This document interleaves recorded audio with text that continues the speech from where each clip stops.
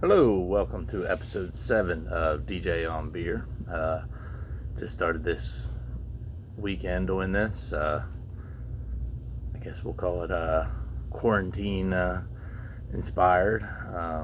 But I've just been tasting some craft beers. I love to drink craft beer. Dogfish Head kind of got me, not kind of, did definitely get me started on that.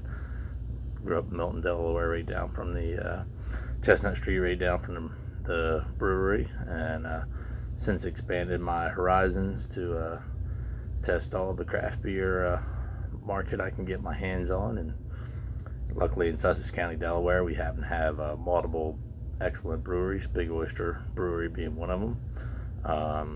This one I tried on Saturday night, and the reason I'm doing a second version of it is because this is a growler, as you can see. I don't know if that wasn't obvious.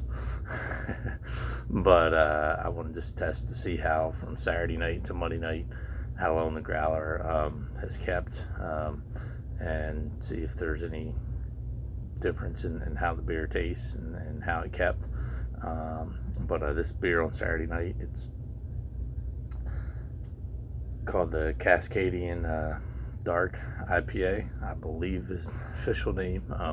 Hopefully I'm not wrong there, but it was released on Saturday, and it's a dark IPA, black IPA, which you don't see too many of, but I tend to go towards the stouts, porters, and the dark IPAs. So I love this one. I think I gave it a 4.25 on Untappd. So without further ado, we'll go ahead and crack this and see how it lasted from Saturday night till Monday night in the growler. Generally speaking, most people think two or 3 days is about the limit for a growler. You see I got very little head off of that pour, starting to get a little bit, so that's maybe not the most encouraging sign.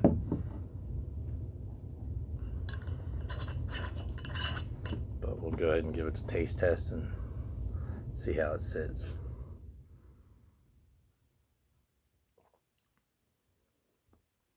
Still got a lot of flavor. Still very roasty, very malty, hoppy. I don't see me downgrading this rating at all on this check it on Untappd. Even though it's a 2-day-old growler, it's still a very drinkable beer. Very good beer. And Big Oyster right now has specials going on. Whether you bring your own growler in or you buy this one like I did for $12, you get a 64-ounce growler pour. Talking about over 5 craft beers for $12. A little over $2 a pop. You cannot beat that deal, especially for something as tasty as this. That's the same with all their growlers right now. So they have a lot of good stuff. They also released a strawberry vanilla beer on Saturday. It's very good. They have the Shamrock Dreamsicle there. It's also very good. And any beer they have there, you can get on growler. They did have one breakfast beer that was on nitro. So unfortunately, I was wanting to try. It's a dry Irish stout, I believe. But because it's on nitro, they're not growlering it, just because you're not going to get the quality out of a nitro beer in a growler or a crowler. But otherwise, you can get anything else they have there. And back to this beer, like I said, it's roasty, dark, malty, hoppy, very well done. No complaints from me.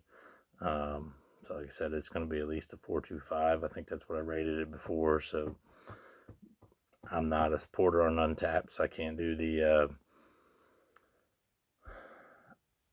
fractions in between 4, 4.25, 4.5. But if I could, maybe this is a 4.35, 4.4. But it's definitely a 4.25 or 4.5 on Untappd for my taste. Straight in my wheelhouse, and I'm going to be a little picky on beers that are in my wheelhouse sometimes. So this is very well done, and no complaints from me. So with that being said, again, we're evaluating craft beer or tasting craft beers, and that's the fun part. And then evaluating, and hopefully you enjoyed this video on my evaluation. If you did, give me a thumbs up. If you didn't, give me a thumbs down. Maybe throw in some criticism if you want, or subscribe. That would be appreciated. Looking forward to any feedback, and I'm still new at this, with this being episode 7. So, but for anybody that is watching, I appreciate you watching, and stay safe and happy quarantine. Cheers.